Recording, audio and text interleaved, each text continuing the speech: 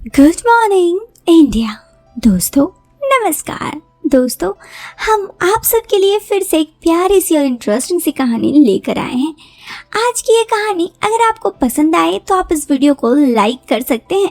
Channel पे पहली बार आए हैं तो आप इस चैनल को सब्सक्राइब जरूर करें। तो चलिए अब इस वीडियो में आगे बढ़ते हैं। ये कहानी है मेरे दोस्त दीपक की। दीपक कहता है ये बात उस वक्त की है जब मैं 20 साल का था। उस वक्त मेरी एक गर्लफ्रेंड भी थी, लेकिन ये कहानी मेरी गर्लफ्रेंड के साथ नहीं, मेरे ही घर रहने वाली किराएदार के बारे में है। तो ज़रा गौर फरमाइएगा। हुआ कुछ यूँ कि हम अपने घर पर किराए देते थे। एक बार हमारे घर पे किराए में रहने के लिए एक आंटी आई थी। अपने पति के साथ वो यहाँ रहती थी। मेरे दिलो दिमाग में उनके लिए पहले तो ऐसा कुछ भी नहीं था, लेकिन समय के साथ साथ सब कुछ बदलने लगा। हुआ कुछ यूँ कि एक दिन मैं अपने घर पर था तो मेरे मम्मी पापा गांव जाने की बात कर रहे थे। मुझे जान के बहुत खुशी हुई। फिर मेरे मॉम डैड गांव चले गए और मेरे खाना वगैरह की जिम्मेदारी उसी आंटी को देकर गए। उसके बाद एक शाम जब मुझे नहीं पता कि वो आंटी छत पर ही थी, मैं छत पे जोर जोर से अपनी गर्लफ्रेंड से बात कर रहा था। मुझे ये बाद में पता चला कि उन्होंने मेरी सारी बातें सुन ली हैं। हुआ कुछ यूँ कि जैसे ही मैं दूसरे दिन अपने कमरे में था तो वो मेरे घर के सीढ़ी के पास आकर बैठी और मुझे आवाज़ लगाते हुए कहा, दीपक। मैं उनके पास आया और कहा, हाँ बोलिए। थोड़ी बहुत इधर उधर की बात करने के बाद उन्होंने मुझे कहा, तुम्हारी कोई गर्लफ्रेंड है? मैंने थोड़ा कहते सोचते हुए कहा, नहीं ऐसा तो नहीं है। उन्होंने कहा, मुझसे झूठ मत कहो, कल रात को तुम किससे बात कर रहे थे? मैं थोड़ा झेप गया और कहा, जब आपको पहले से पता है तो आप मुझे क्यों पूछ रहे हैं? उन्होंने मुझे कहा, अरे एज अ फ्रेंड तुम मुझे अपना फ्रेंड समझ सकते हो। मुझे काफ़ी डर था कि वो मेरे घर वालों को बता देगी। उन्होंने मुझे कहा, नहीं मैं किसी को नहीं बताऊंगी। मैंने कहा, हाँ मेरी गर्लफ्रेंड है एक, लेकिन उन्होंने कहा, लेकिन क्या? मैंने कहा, बस हम दोनों नए नए ही एक दूसरे से बात करने लगे हैं। उन्होंने कहा, अच्छा तो ऐसी बात है, उससे कभी मिले विले हो घर वर पे? मैंने कहा, बस कॉलेज में। उन्होंने कहा, तो घर बुलाओ। मैंने कहा, घर पर कोई देख लेगा तो? उन्होंने कहा, अरे मैं हूँ ना, मैं सब संभाल लूँगी। कोई देख लेगा तो मैं कह दूँगी कि वो लड़की मुझसे मिलने आई थी, तब तो किसी को शक नहीं होगा ना, बताओ। मैंने थोड़ा सोचते हुए कहा, हाँ ये ठीक रहेगा। उसी शाम मैंने अपनी गर्लफ्रेंड को फ़ोन किया और उसे अपने घर आने के लिए कहा। पहले तो वो मुझे बहुत सारे सवाल की, फिर जब मैंने उन्हें सारी बात बताई तो उसने कहा, ठीक है मैं कोशिश करती हूँ। दूसरे दिन मैं उसके इंतज़ार में घंटों बैठा रहा, लेकिन वो नहीं आई। शाम को मैं उससे काफ़ी नाराज़ था। तब उसने मैसेज भेजा, आई एम सॉरी, मैं घर से निकलने ही वाली थी, लेकिन कुछ प्रॉब्लम आ गया जिस वजह से मैं निकल नहीं पाई। मैं उसके बाद समझ रहा था। मैंने कहा, इट्स ओके, और मायूस होकर शाम को छत पर जाकर खड़ा हो गया। मौसम काफ़ी सुहाना था, हल्की हल्की हवाएं चल रही थी। मैं वहीं पे खड़ा था तो वही आंटी आई और मुझसे कही, किराएदार आंटी, कि क्या हो गया? मैंने कहा, कुछ नहीं। उन्होंने कहा, आज तुम्हारी गर्लफ्रेंड आने वाली थी ना? मैंने कहा, ऐसा नहीं है, एक्चुअली वो नहीं आई। उन्होंने कहा, अच्छा तो तुम इसलिए उदास हो? मैंने अपने सर झुका लिया तो उन्होंने अपनी नज़रें झुकाते हुए मुझसे कहा, ऐसा हो जाता है, कभी तुम्हें भी समझना चाहिए। अगर वो नहीं आई तो तुम्हारे आसपास बहुत कोई है।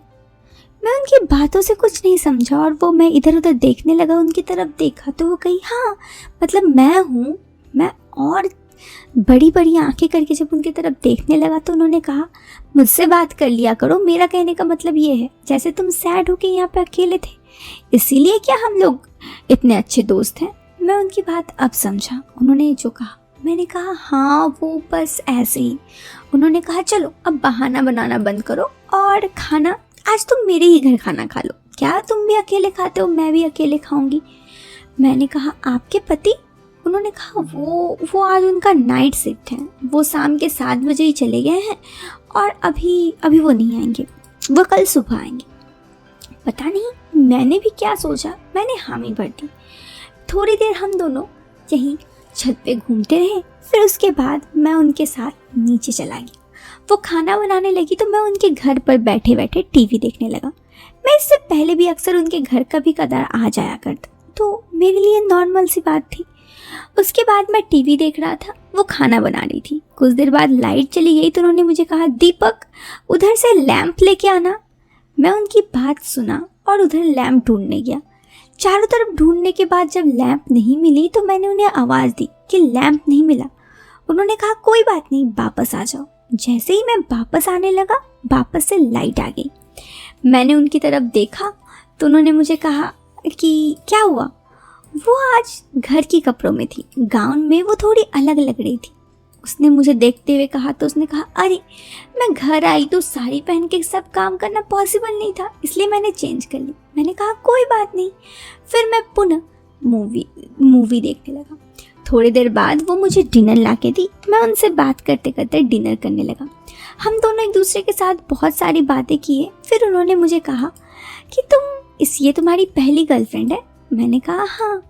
उसने कहा सच में? मैंने कहा हाँ। तो उसने कहा, अरे जब मैं तुम्हारी उम्र की थी तो मेरे तो बहुत सारे बॉयफ्रेंड थे। मैं ये कही तो उसने कहा, मेरे तो बॉयफ्रेंड अभी भी हैं। मैंने कहा, तो आपके पति? उन्होंने कहा, अरे वो अपने काम से इतने ज़्यादा बिजी रहते हैं कि जब भी मैं उनसे बात करने जाऊं उन्हें मेरे लिए वक्त ही नहीं मिलता। ऐसे में अब मैं खुद ही अपने टाइम के लिए किसी और के साथ कुछ पल बिता लेती हूँ, तो मुझे अपने पति से भी दूरियाँ कुछ दिक्कत नहीं होती।